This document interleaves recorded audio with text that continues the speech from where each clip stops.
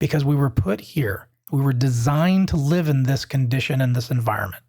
And this environment was created and designed for us to live here. And that's why we can trust our senses, why we can trust our brains, why we can trust the information that we get. I also want to just get on a rabbit trail here. It says, from one man, he made every nation of mankind. I also want to point out, this one's just for free, right? That there's no room for racism in the beginning God. In the beginning God, there's no room for racism. Why? Because we all came from one man. We all come from the same family. But yeah, we're all family. And because of in the beginning God, life matters. And it doesn't matter if that life is an elderly person who can't really produce things to bring survival to our species anymore.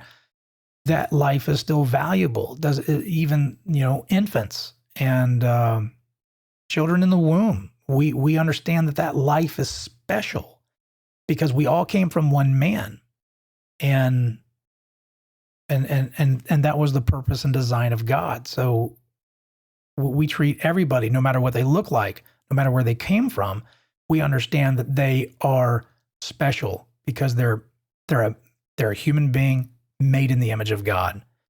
And so that's very, very significant. However, if you look at in the beginning dirt, and your idea is that there are more evolved creatures on this planet than others, well, then it's logically honest to say that there are more evolved humans on this earth. And let me tell you, naturalists, materialists, atheists, they don't like this because it's true. Logical honesty leads to the idea that some humans have evolved more than other humans. And so therefore some humans can have more value than other humans. Now they may choose not to believe that, and that's a choice that they make, but it's not consistent with their worldview, with their idea of what's true about this world. It's not consistent. You see, when they make choices like that, they're borrowing from the Christian worldview. They're borrowing from the Bible to say, I like this. This is good. I'm going to have this. But whoa. That doesn't compute from your worldview. And that's just the facts. There's a reason why Hitler and all those folks in the 30s and 40s thought the way they did about men of color and of Jews, and Darwinian evolution gave them the excuse to think that way. They believed that they were less evolved, and that's just facts.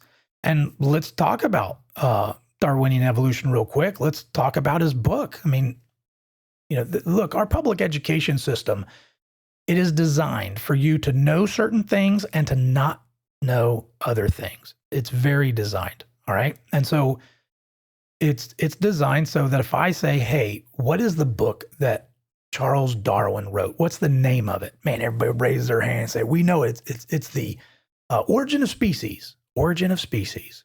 Good job, Johnny. You got Origin of Species. But they only give you the information you want to hear. They don't tell you about the whole title of the book.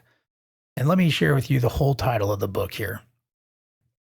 The whole title of the book is The Origin of Species by Means of Natural Selection. Now, some of you nerds would have got that, but most people don't get the rest of it because it's a long title.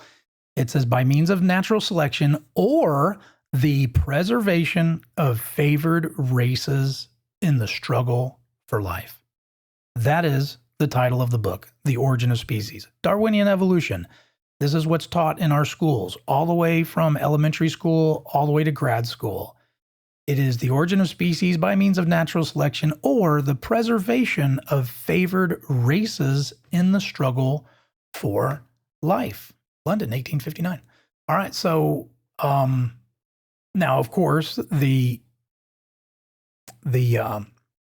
atheist or the naturalist is going to argue, and they're going, oh, well, those favored races, he was just talking about animals, the species. Well, he didn't say species, and he didn't say animals. He sure did say races. And we usually only reserve the word races for human beings. But let's just live in your world for a second and say races means all kinds of animals. Well, in your worldview, we're an animal too. So you can't get away from it. If you believe in the beginning dirt and Darwinian evolution is your religion, because that's what it is, then you certainly can have racism. You have a justification for racism and treating humans less than what they are, depending on their condition, because of the idea of favored races. It's just the truth. All right. What's next?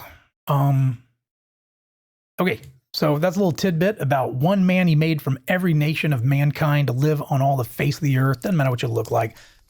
That they should seek God. I want you to see that they to live on the earth. We talked about that. And that the whole point of this truth is so that they should seek God and perhaps feel their way toward him and find him.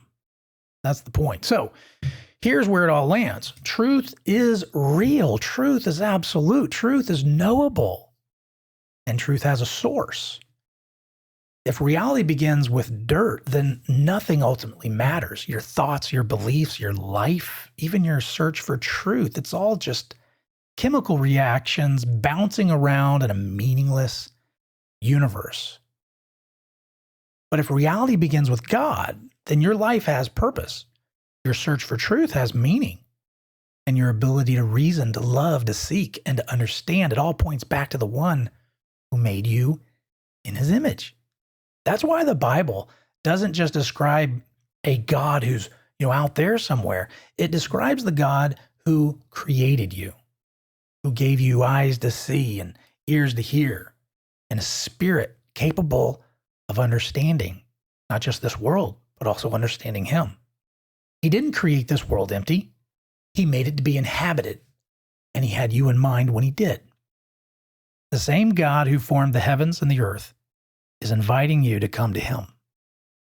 He says in Isaiah, "Come now, let us reason together." He's not afraid of your questions. He welcomes your search because he is truth. He's got nothing to hide, and he can be known.